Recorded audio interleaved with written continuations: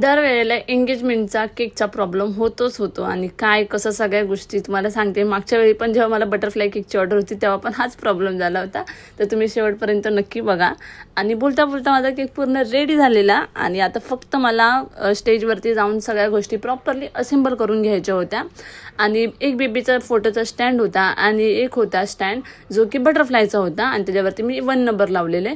आणि ही जी पिंक कलरची डिझाईन होती तर मी ते माझ्या पद्धतीने ॲड केली होती आणि बाकी मी बॉल्स आणि बटरफ्लाय लावले होते. खूप छान वाटत होतं.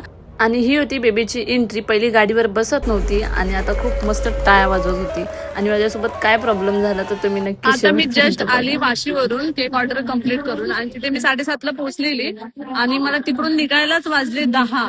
आणि मला दुसऱ्या दिवशी एंगेजमेंटच्या केकची ऑर्डर पण होती आणि मला रोजेस घ्यायचे होते. मी तिकडचं मार्केट पण फिरली पण मला भेटलं नाही आणि मी देवाला प्रार्थना करत होते की मला ऍटलीस्ट ठाण्याला तरी भेटू दे.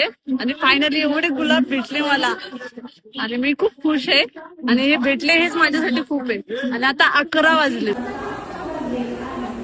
आता जस्ट मी आली आहे ऑर्डरवरून आणि जो एंगेजमेंटचा केक आहे तो मी उद्या बनवणार आहे.